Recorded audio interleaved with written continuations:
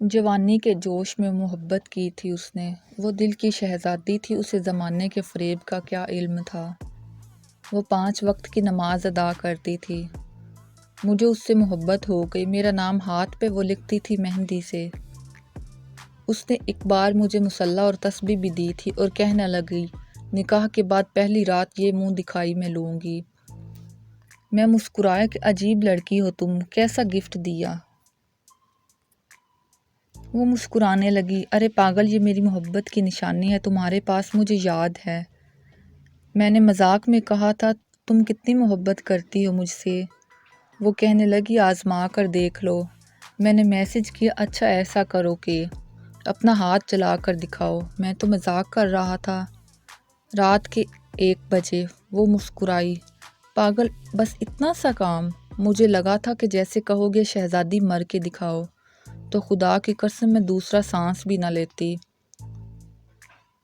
تم مجھ سے محبت کرتے ہو نا، محبت میں لازم ہے محبوب کی ہر بات کو قبول کیا جائے۔ میں میسج کرتے کرتے سو گیا۔ صبح اٹھا تو موبائل دیکھا تو میری چینخیں بلند ہو گئی۔ میری ماں اور بہن میرے پاس آ گئے، کیا ہوا ہے؟ میں نے اپنی سانسوں پہ قابو کیا اور کہا کچھ نہیں، اور میں کمرے سے باہر چلا گیا۔ پاگل نے اپنا پورا ہاتھ چلا لیا تھا، مجھے تصویر بھیج کر کہنے لگی، میرے ہمنوا دیکھ، میں نے تیری کہی ہوئی بات مانی ہے اور میں نے اپنا ہاتھ جلا لیا ہے۔ میں تم سے محبت کرتی ہوں، پاگلوں کی طرح کرتی ہوں۔ شہزادی نے کہا، میں سب کچھ سہ لوں گی، تم جیسے کہو گے ویسے کروں گی، تم جس رنگ میں کہو گے میں ڈھل جاؤں گی، مگر اللہ کے واسطے مجھے مت چھوڑنا۔ میں بہت خواب دیکھ چکی ہوں تمہارے ساتھ جینے کے، اب اگر راستہ بدلو گے تو میں مر جاؤں گی۔ میں اسے اپنی محبت کا ہمیشہ یقین دلاتا رہا۔ میری اچھی جاب لگ گئی اور میں کامیاب ہو گیا۔ میرے لیے بڑے بڑے گھروں سے رشتے آنے لگے، میرے لیے پڑھی لکھی لڑکی اور میرے لیول کی لڑکیوں کے بھی رشتے آنے لگے۔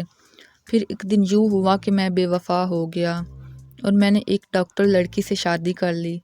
میں نے سوچا وہ پینڈو لڑکی کہاں اور میں کہاں۔ بس وہ نادانی کے دن تھے جسے محبت سمجھ بیٹھے تھے۔ ویسے بھی شادی کوئی مذاق نہیں ہے۔ آخری وقت تھا جب وہ مجھے ملی اور میں دولہا بنا ہوا تھا۔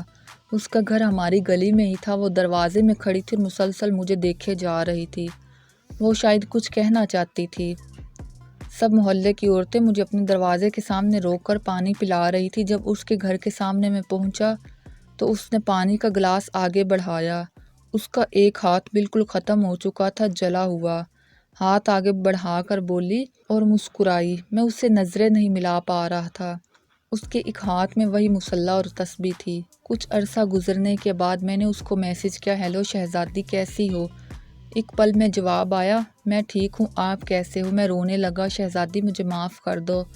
وہ مسکرانے لگی، ارے پاگل، معاف تو اس دن کر دیا تھا جس دن تم کسی اور کے ہو گئے تھے۔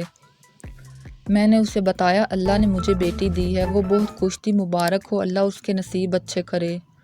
پھر کہنے لگی، وہ مصلی پاس ہی ہے نا؟ میں نے کہا، ہاں۔